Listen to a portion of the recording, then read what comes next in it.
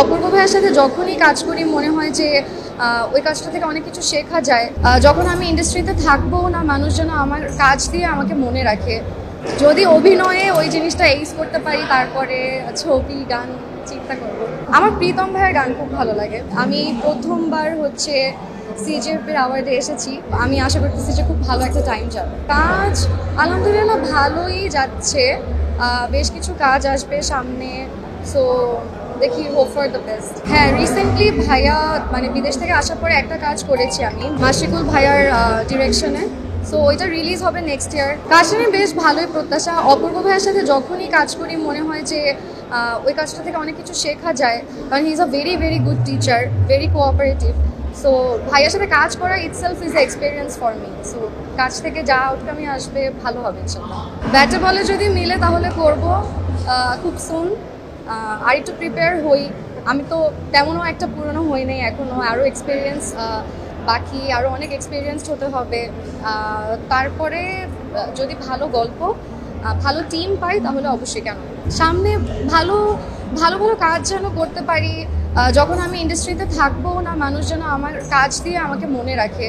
So এমন একটা অবস্থানে যেতে চাই যেন মানুষ আমাকে বলে যে না, ও একটা মেয়ে ছিল যে মানে ভালো কাজ করতো, বা ওর কাজগুলো দেখে ওই আর্টিস্টের কথা মনে পড়ে। সো এটাই, অনেকের কাজই ইন্সপায়ার করে। আমার নুসরাত ইমরোজ তিশা আপুর কাজ বরাবরই খুব ভালো লাগে। জাকিয়া বাড়ি মম আপুর কাজ, মেহজাবিন আপুর কাজ। তো এদের প্রত্যেকের জার্নি আমার মনে হয় আমরা যারা নতুন জেনারেশন বা আপকামিং যে জেনারেশন, প্রত্যেকেই সবাই অনেক বেশি লুক ফরওয়ার্ড থাকে এদের জার্নি দেখার জন্য, বা এরা কীভাবে কাজ করেছে।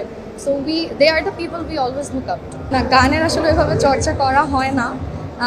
গাই, শখের বসে গাই, গান করতে ভালো লাগে। আমি ছবি আঁকতেও অনেক পছন্দ করি, বাট এখন আসলে সময় স্বল্পতার জন্য ছবিও তেমন আঁকা হয় না, গানও মাঝে মাঝে হয়তো একটা দুটো আপলোড দিই যখন ইচ্ছে করে। যেটা বললাম আর কি, সময় স্বল্পতার জন্য ছবি তেমন এখন একটা আঁকা হয় না। এগুলো সবই শখের বসে মানে এক্সট্রা কারিকুলার অ্যাক্টিভিটিস হিসেবে করা হতো। এখন যেটা করছি, অ্যাক্টিং, অভিনয়টা মন দিয়ে করতে চাই। আসলে আমি যেইটা যখন করতে চাই ওইটাতেই সর্বোচ্চটা দিতে চাই, সর্বোচ্চ পরিশ্রম দিয়ে যতটুকু যাওয়া যায়। যদি অভিনয়ে ওই জিনিসটা এইস করতে পারি, তারপরে ছবি গান চিন্তা করব। বড় পর্দায় কাজ আসছে না যে তা না, বেশ কিছু কাজই এসেছে, বাট যেটা বললাম, নাটকটা একটু মন দিয়ে করি, আর একটু এক্সপিরিয়েন্স হোক।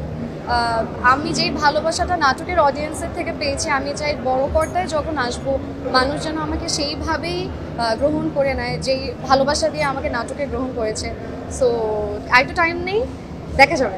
দর্শকদের উদ্দেশ্যে এটাই যে ভালো ভালো কাজ আমরা করতে চাই, ভালো ভালো কাজের জন্য আমাদের জন্য সাপোর্ট থাকে অলওয়েজ। আর যেই ভালোবাসাটা আমি পেয়েছি এই সময়ে, সামনেও যেন এটা আরও কন্টিনিউশন থাকুক। এটার দোয়া করবেন যেন আরও ভালো ভালো কাজ আরও মন দিয়ে করতে পারি।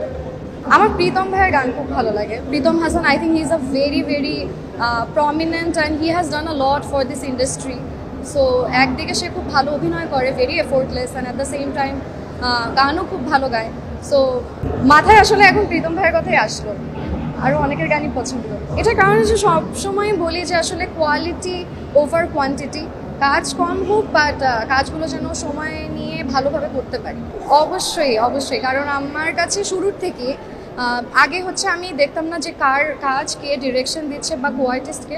I always prefer script over everything. আগে আমি গল্প যদি ভালো হয়, সংলাপ যদি ভালো হয়, কাজটা দিন শেষে ভালো হবে। অবশ্যই এটা জরুরি। একটা অ্যাওয়ার্ড ফাংশনে আসলে আমাদের কলিগ সবার সাথে দেখা হয়। সো এটা একটা গেট টুগেদারের মতন। আমাদের তো আসলে সামনাসামনি এত ইন্টারাকশন হয় না। So this is the only opportunity যেখানে আসলে আমাদের ইন পার্সন ইন্টারাকশন হয়। আর শুধু নমিনেশন পেলে কেন আসতে হবে, এমনিতেও আসা যায়, কারণ অ্যাওয়ার্ড যদি ভালো মতন হচ্ছে অর্গানাইজ করে তাহলে কেন না। অপূর্ব ভাইয়ের সাথে যখনই কাজ করি মনে হয় যে ওই কাজটা থেকে অনেক কিছু শেখা যায়, কারণ হি is a very very good teacher, very cooperative. একটা মেয়ে ছিল যে মানে ভালো কাজ করতো, বা ওর কাজগুলো দেখে ওই আর্টিস্টের কথা মনে পড়ে। নুসরাত ইমরোজ তিশা আপুর কাজ বরাবরই খুব ভালো লাগে। জাকিয়া বাড়ি মম আপুর কাজ, মেহজাবিন আপুর কাজ। অবশ্যই এটা জরুরি। একটা অ্যাওয়ার্ড ফাংশনে আসলে আমাদের কলিগ সবার সাথে দেখা হয়। সো এটা একটা গেট টুগেদারের মতন।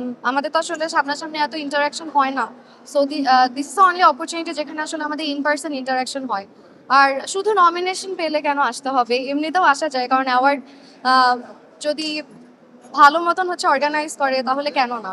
কাজটা নিয়ে বেশ ভালোই প্রত্যাশা। অপূর্ব ভাইয়ের সাথে যখনই কাজ করি মনে হয় যে ওই কাজটা থেকে অনেক কিছু শেখা যায়, কারণ হি is a very very good teacher, very cooperative.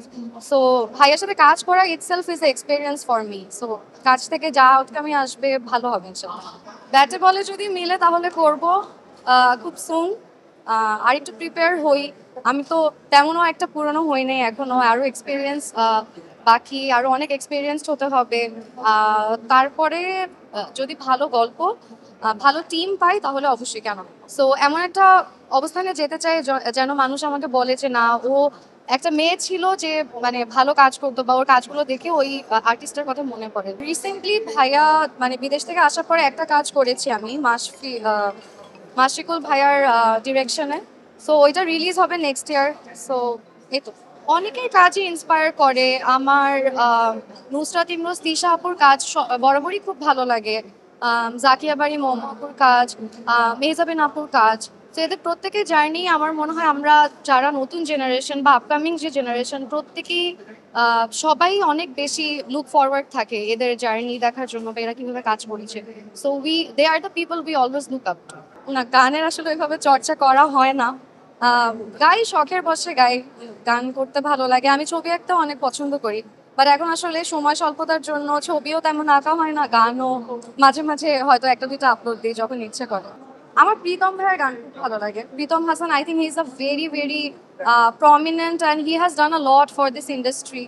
So একদিকে সে খুব ভালো অভিনয় করে, very effortless, and at the same time গানও খুব ভালো গায়। সো মানে মাথায় আসলে এখন প্রীতম ভাইয়ের কথাই আসলো।